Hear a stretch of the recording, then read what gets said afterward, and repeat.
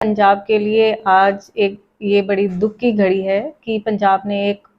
अच्छा और एक महान नेता खोया है।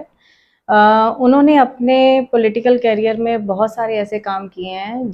जिसने कि पंजाब को एक तरक्की की तरफ लेके गया है।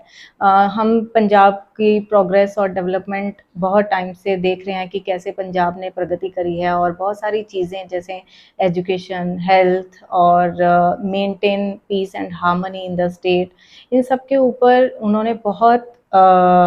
सहनशीलता से और दृढ़ता से काम किया है। और मैं ये कहूँगी कि वो एक ऐसे एक्सपीरियंस्ड नेता थे और ऐसे नॉलेजेबल पर्सन थे जिन्होंने अपने करियर में बहुत सारे ऐसे काम किए हैं जिससे कि जो हमारा स्टेट है वो प्रगति की ओर बढ़ा है। चाहे वो किसानों की बात हो, चाहे वो लड़कियों की शिक्षा की बात हो, चाहे वो एक कम्युनल हार्मनी की बात हो, या कह लो आपकी अगर सिक्योरिटी की बात करें हम, उन्होंने हर विषय के ऊपर अपना पॉलिसीज इम्प्लीमेंट करी अपने टेन्योर में। और मैं ये कहूँगी कि जो उनका डिसीजन मेकिंग पावर था as a leader, it was very very strong. और इसके लिए तो हमारे प्रधानमंत्री जी ने भी आज ट्वीट किया है उनके बारे में कि उन्होंने भी बहुत विषयों के ऊपर उनके साथ कई बार डिस्कशन किया है और उसमें भी उनको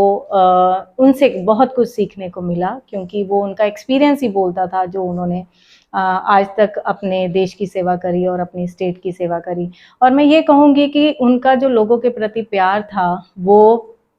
ज़मीन से जुड़ा हुआ था। वो और यही एक रीज़न था कि वो 5 बार हमारे पंजाब के सीएम बने और बहुत एक लॉन्ग पॉलिटिकल करियर उन्होंने अपना बिताया है। और ये तभी हो पाता है जब लोगों के दिलों में आपके लिए प्यार हो और लोग समझते हों कि हाँ, ये हमारा नेता है जो हमारे लिए कुछ करेगा। वो वैसे एक नेता थे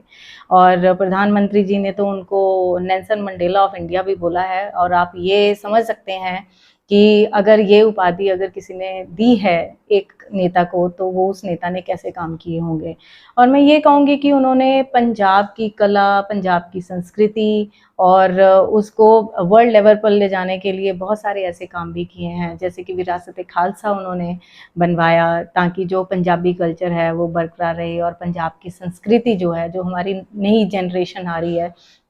उसको पता चले कि हाँ, हमारी पंजाबी संस्कृति क्या है और कैसे हम यहाँ तक पहुँच पाए हैं। लड़कियों की शिक्षा को लेकर अगर मैं बात करूँ तो उन्होंने बहुत सारी ऐसे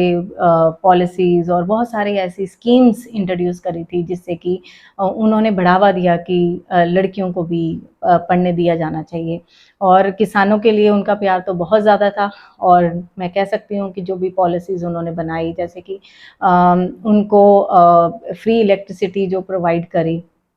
वो उससे किसानों को फ़ायदा हुआ है। बट अब हमें ये देखना है कि जो भी पॉलिसीज़ फ्रेम हुई हैं या पॉलिसीज़ इम्प्लीमेंट करके जो हम यहाँ तक पहुँचे हैं, जो भी सरकार है या आगे सरकारें आएंगी, मेरा यही कहना है कि हमें पंजाब की प्रोग्रेस और पंजाब की डेवलपमेंट के लिए उसी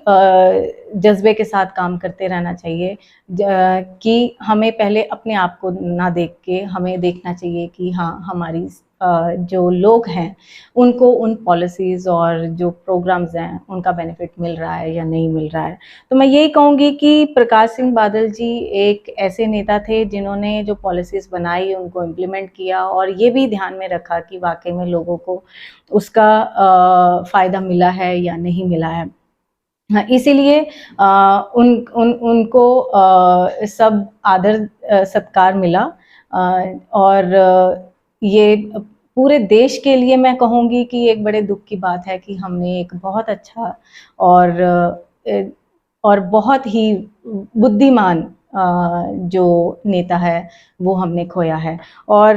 मैं यही कहूँगी उनके पूरे करियर के लिए, पॉलिटिकल करियर के लिए और जो उनका पूरा जीवन रहा है, that he always tried to do justice to everyone. हमेशा उन्होंने ध्यान रखा है कि सबको जस्टिस मिलना चाहिए। And he always respected everyone from any religion, irrespective of any religion, caste and creed, he always respected everyone, जो कि एक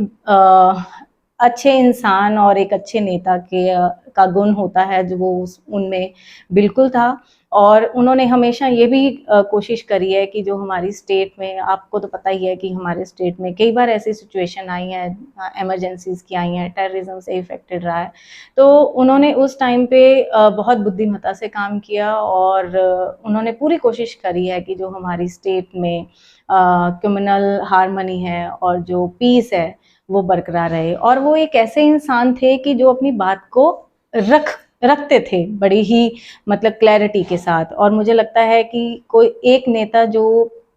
we can always say that a leader is a great leader when he knows what to say, when to say and how to say, and he was that kind of a leader. मेरी उनके निधन के ऊपर एक सच्ची श्रद्धांजलि उनके लिए यही है कि जो उनका प्यार देश के लिए था, हमें भी अपने अंदर वही प्यार देश के लिए रखना चाहिए और हमें हमेशा ये काम करना चाहिए कि हम अपने देश को, हम अपने लोगों को क्या दे के जाएं इस दुनिया से।